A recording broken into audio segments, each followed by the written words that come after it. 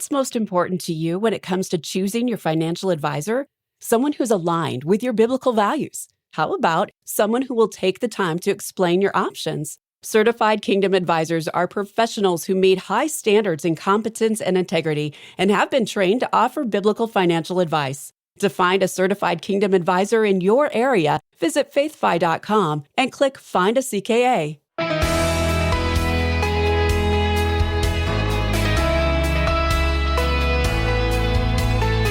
We sometimes regret the things we say, but often words left unsaid can bother us just as much. Hi, I'm Rob West. We've all had the thought, I wish I'd said this or that. You had more to say, but for whatever reason, time ran out. Sharon Epps has some things to say about unfinished conversations today. And then we'll take your calls at 800-525-7000. That's 800-525-7000. This is Faith and Finance, biblical wisdom for your financial journey. Well, Sharon Epps joins us again today. She's the president of Kingdom Advisors, and she's passionate about helping people learn how they're uniquely made by God to use all of their resources for His purposes. Sharon, great to have you back. Always good to be here. Sharon, you've been giving a lot of thought lately to change and unfinished conversations. Now, I'd love for you to unpack that a bit for our listeners. Well, it may be the time of year. The holidays and the end of year naturally just become seasons of change. Yeah. We interact with family members in different settings and rhythms than we typically do throughout the rest of the year. We look back at the previous year and look ahead to the next. We might celebrate things that have been accomplished and regret things undone. Yep. This season of change often highlights things that are unfinished, like conversations. And recently I've been involved in several conversations where we were interrupted right in the middle of an interesting dialogue. Maybe it was a child trying to get my attention, or a text notification, or just a distraction in the room. And the words felt like they were hanging there in the air because someone stepped away and I didn't have the opportunity to finish the conversation. And I think change is a lot like that. Sometimes it happens in an instant and sometimes it's planned. But even when it's planned, you can feel like you're in the middle of an unfinished conversation. Yeah, and then, of course, you're left with this feeling that something's just unresolved. Yes, let me tell you what happened several years ago. I was working on a project with a group of people that I deeply loved, and literally within a day, that changed. And after going through the shock and thinking through all the different things that I was trying to process, I finally realized that the pain came more than anything else from those unfinished conversations. Things that I wished I could go back and say, I appreciate you for this. Thank you for that. I didn't have the opportunity to say those things. And as I processed through the specific change, I realized that some of the conversations needed to be recaptured. We needed to enter the conversation to allow us to walk through the pain in order to reclaim the relationship. In fact, I had a dear friend during that period who wrote me an email that said, sometimes when we don't know what to say, we don't say anything at all, and that just didn't seem right. So I wanted to write you and tell you that I love you and appreciate you. Wow. Those were the kindest words, and they made the biggest difference in my heart. Yeah, I can only imagine. And unfortunately, we can't always recapture conversations or relationships, can we? Well, we just don't have the opportunity to finish some here on earth. Yeah. It may be because of the death of a loved one or a change in circumstances that the conversations can't happen. And this was kind of my breakthrough. I was spending time with the Lord and thinking about unfinished conversations, and I just felt this nudge and this phrase, it's finished. And you know when he said that, yes. So he was hanging on the cross. And right. So my response back was, okay, Lord, thank you. I'm glad you finished my salvation. I'm thinking about unfinished conversations. And it was as if he said, I've completed more than your salvation. I've completed your conversations. Those are the conversations you're longing to finish and you can't. And so he took me on a journey to release those unfinished conversations. I learned to journal them and write them back to him. And it's like he takes out a stamp and stamps that conversation. It is finished. Interesting. Wow. Well, let's apply this to finances because sometimes we have unfinished conversations about money. Well, we do. And I think often as spouses, we're distracted by the daily whirlwind of life and we don't stop to set money goals and we don't have realistic money conversations, or Perhaps we avoid having estate planning talks with our children, and that can often leave loved ones with a lot of uncertainty. Or maybe we're owed money by a relative and we leave that conversation unfinished. In each of these scenarios, we want to ask, is this a conversation that needs to be recaptured, or is it one that needs to be released? And I invite you this week to join me in a challenge to consider one unfinished conversation. Do you need to recapture it with a phone call, or is it one that needs to be released? Wow, and especially this time of year as we're together with family and friends, and maybe one of those unfinished conversations need to be had. Make it a matter of prayer before you do it. But Sharon, great reminder. Thanks for stopping by. Thanks for having me. She's Sharon Epps, president of Kingdom Advisors. Your calls are next, 800-525-7000. I'm Rob West, and this is Faith and Finance, biblical wisdom for your financial journey.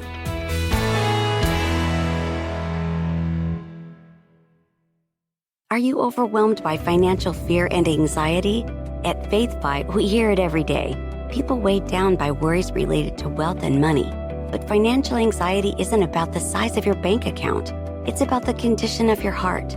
That's why we've created Look at the Sparrows, a 21-day devotional that'll help you find peace through Jesus' teachings. Request a copy of the Look at the Sparrows devotional today with your gift of $25 or more by going to faithfi.com/give. Paying too much for health insurance? Frustrated by high deductibles and increasing premiums? There's a better way. Christian Healthcare Ministries. CHM is a Christian community delivering a faith-based solution to the high costs of healthcare.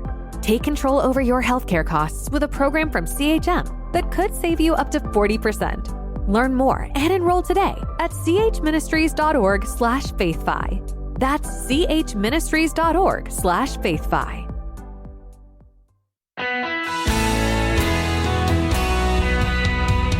Great to have you with us today on Faith and Finance. I'm Rob West. All right, it's going to be time to take your calls and questions here in just a moment. That number, 800-525-7000.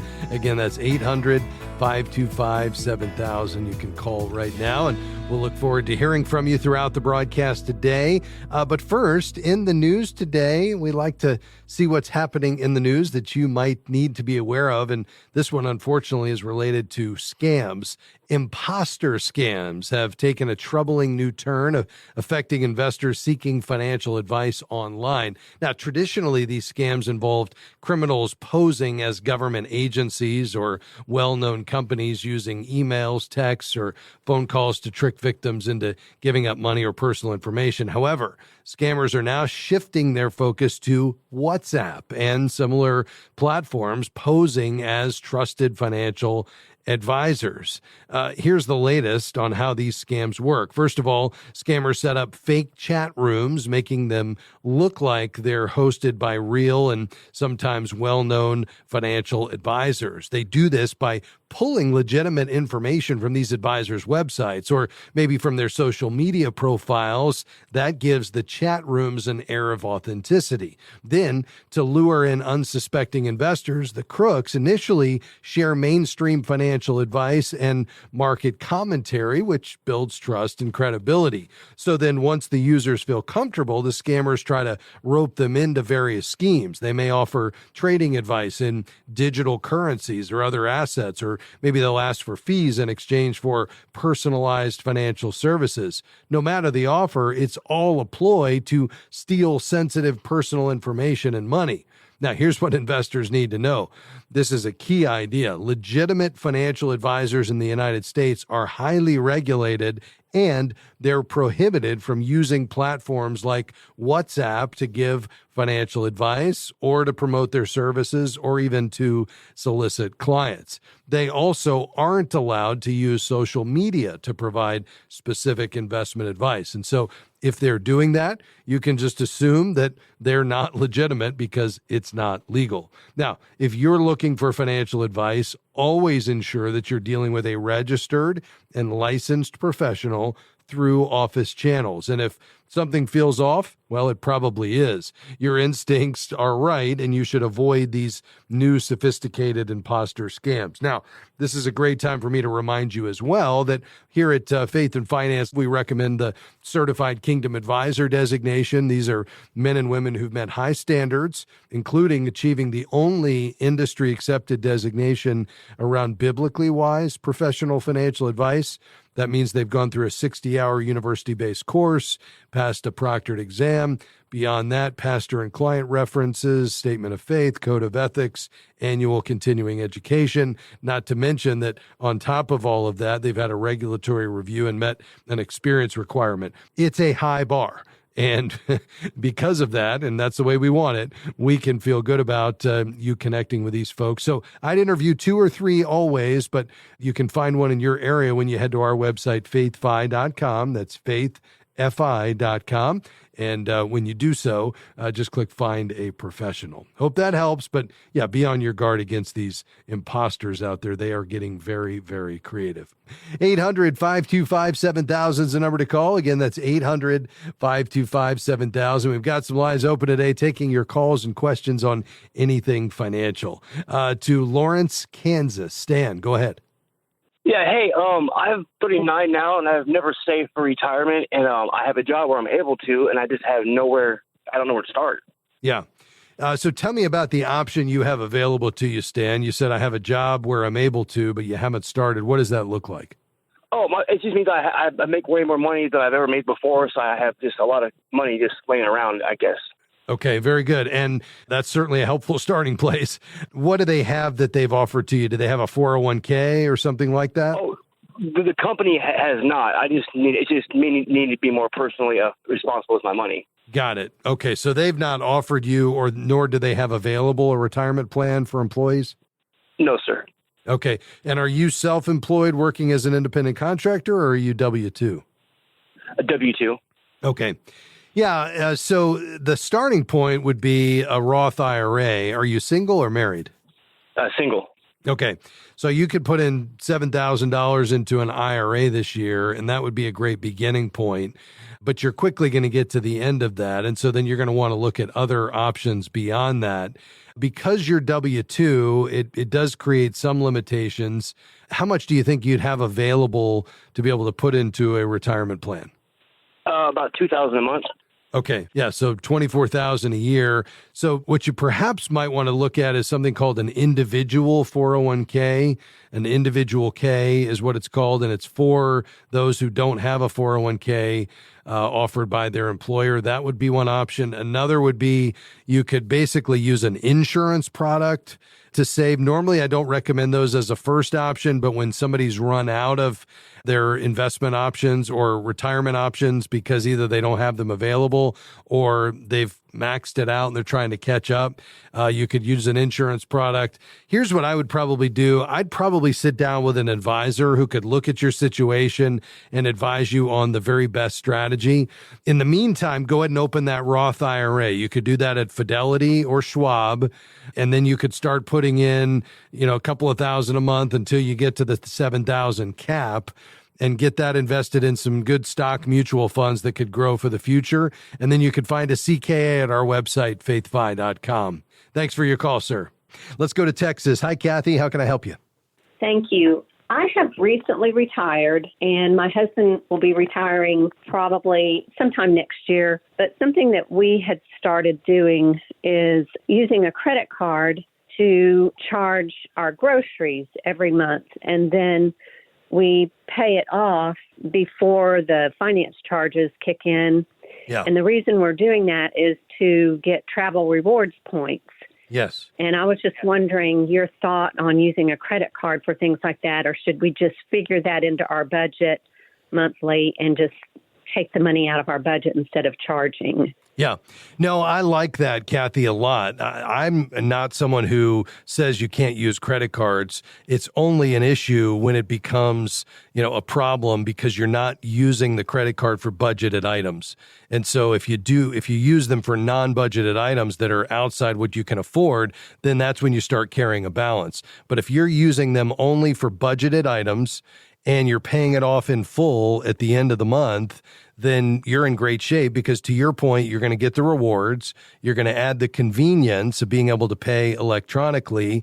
And then thirdly, you've got the protections as well. So with a debit card, for instance, if the account was compromised, you could maybe get the money back. The problem is, until they resolve the issue, the money's gone out of your account until the bank makes you whole. With a credit card, you just dispute the transaction and you never are out the money. They take it from there.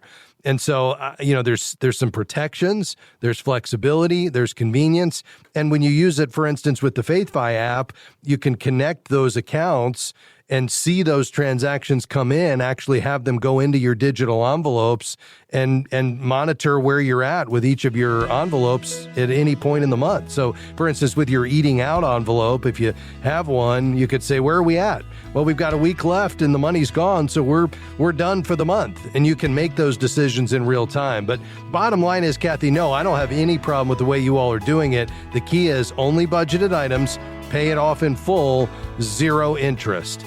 Hey, we appreciate your call today. A quick break and back with much more right after this. Stay with us.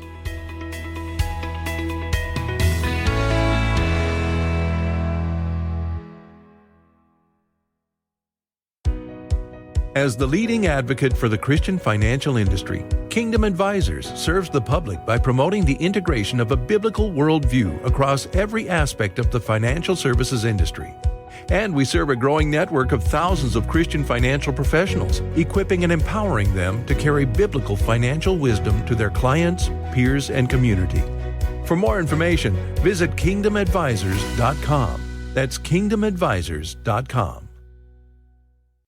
We're grateful for support from Timothy Plan. For more than 30 years, they've served clients on a biblically responsible journey to invest in a way that honors God and gives dignity to people's lives. More information is at timothyplan.com. The investment objectives, risks, charges, and expenses are contained in the prospectus and summary prospectus available at timothyplan.com. Mutual funds distributed by Timothy Partners Ltd. and ETFs distributed by Foreside Fund Services LLC.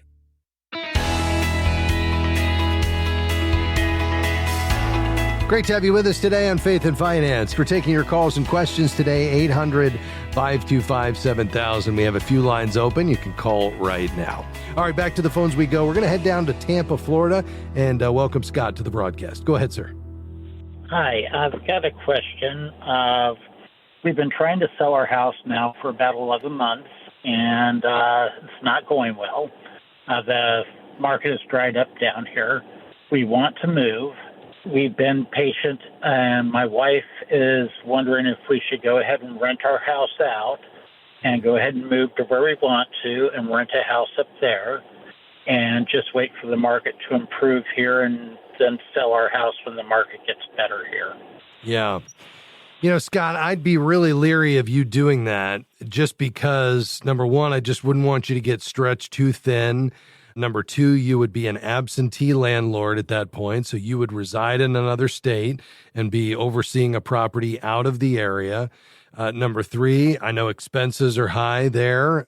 You've got the homeowner's insurance, which is, through the roof right now in Florida. And, if we were to get into, even though the market has softened a little bit, it's still a pretty red hot real estate market. Now, I realize that, each area is different. And to your point, maybe your particular area, even though Florida real estate has done well and is continuing to be very strong, maybe it has softened a bit where you are. But I can tell you, if we were to get into a recession, it could soften further. And what I would not want is you all to go ahead and buy something else, and all of a sudden we're in a recession, you're not able to find a renter.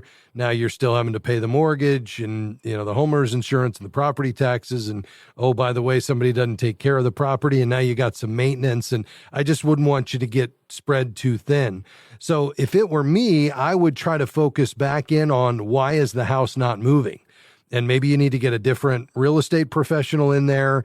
Either A, it's overpriced. Perhaps you need to consider dropping the price. And I realize That's not fun to do, but it may be what's necessary. Are there some, repairs or eyesores you need to take care of? What does it look like in terms of the staging of the house? How is it being marketed? Were the pictures done well? I mean, those things may sound minor, and yet they can be the difference in, getting a new, crop of people to go through there. But if it were me, Scott, I think I would focus back in on what do we need to do to get this house sold so that we can take our equity and move and not become landlords and not have this extra burden that could get worse as the economy softens. And now all of a sudden, we're in a real financial predicament. But does that make sense to you? Yeah, that's why we were looking at renting a house up where we want to go to. Okay. Yeah. And that does make sense. But again, I would come back to, so now, at least you're not buying something that, if you got into real hardship could be foreclosed on, but it doesn't change the fact that now all of a sudden we've still got the same mortgage and we're renting. And then you could say, well, but we're going to have a renter. Well, that's great as long as you have a renter. But again, if we go another 6 months and whatever's causing it not to sell in a hot real estate market over 11 months is still factoring in, over the next 6 months. And then all of a sudden we're into a recession and now you've lost your renter and you're out of state and you've got a rent payment and a mortgage payment. That's what I want to try to avoid. So I think the better option is let's go to work, make some hard decisions, figure out why this thing isn't selling and do what we need to do to get it sold. Thank you very much for your input. I really appreciate it. Absolutely, Scott. God bless you, sir. Thanks for being on the program. Let's go to Indianapolis. Hi, Kathleen. How can I help? Hi. Thank you for taking my call. Yes, ma'am. I have a very small pension, did not contribute to it at all, so it would be taxable if I took the, lump sum. I'd be paying taxes. Or I could roll it over to an IRA, or I could take the annuity, which is only about $200 and some a month, and do not need the money, but want to do the wise thing financially.